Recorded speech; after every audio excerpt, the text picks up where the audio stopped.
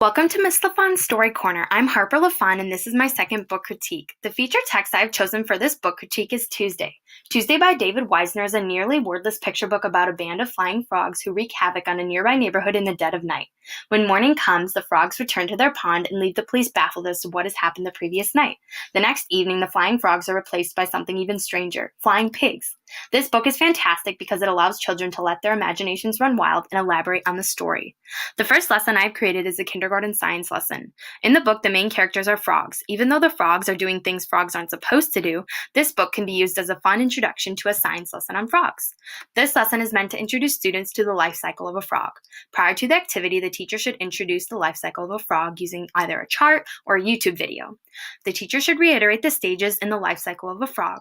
The teacher should then call on students to do the same, offering support when necessary. In small groups, students will create bunsies depicting the life cycle of a frog. Students will take turns explaining the life cycle of a frog to their partners. Each group will create a video of them explaining their bunsie using Flipgrid.com. Here's an example of a bunsie I created depicting the life cycle of a frog, and students will create similar bunsies. The second lesson I've created is a second grade math lesson. Tuesday is a nearly wordless picture book. The only words or numbers in the book serve the purpose of telling the date and time events occur. This lesson is meant to help students practice telling time using both analog and digital clocks. Prior to the activity, the teacher should review the basics of telling time. Students will complete the telling time bunsie on the smartboard to practice telling time. In the book, the frogs do a variety of different activities during the night, many of which are time-stamped. Each student will create a timeline of events in a typical day in his or her life using rewritethink.org. Students will then share their timelines with their classmates in small groups and practice saying the times. Finally, students will share their timelines with a global audience on Creatables.com. Students may consider posing questions in the comments to students from around the world. So here's an example of a bunsie that I created using a template. So students will draw a line to match the time with the clock, and they will complete this on the smartboard. Here's an example of a timeline I created, and students will create similar timelines and then share them on Creatables.com, which is a really great website for students and teachers to connect with other students and teachers from around the world, and they can post it right here on this math page. So on to the other texts. Always Room for One More is a story based on an old Scottish folk song. Both the book and the song tell the tale of Lockie McLaughlin, his wife, and their 10 children.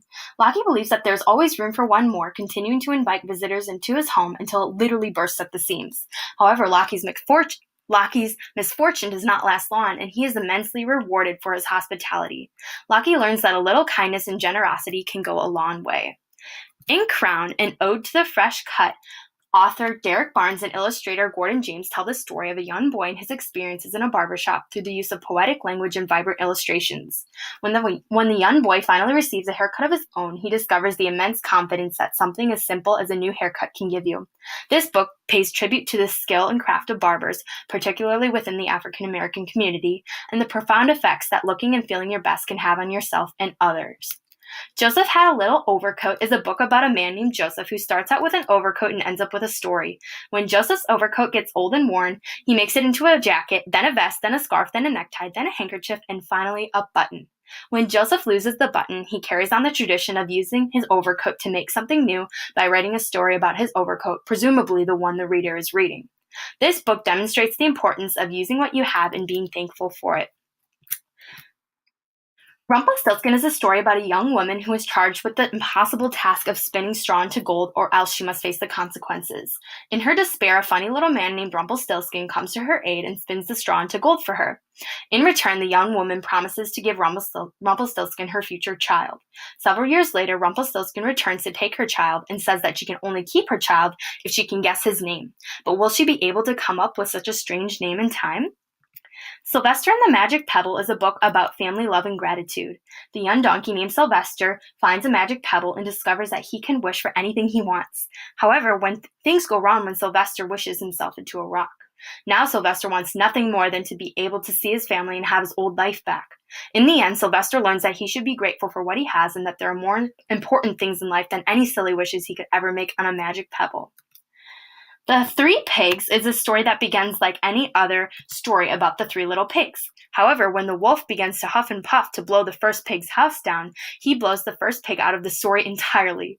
The other two pigs follow their sibling on an out-of-book experience exploring different books and meeting new characters. As depicted by some very clever illustrations, the three pigs have many adventures and continue on until they decide to return to their own story and rewrite the ending along with their newfound friends. And finally, Wolf in the Snow. Wolf in the Snow is a story of a young girl and a wolf pack using beautiful illustrations and very few words. A young girl gets lost in a snowstorm on her way home from school. Along the way, she finds a wolf pup and returns him to his mother.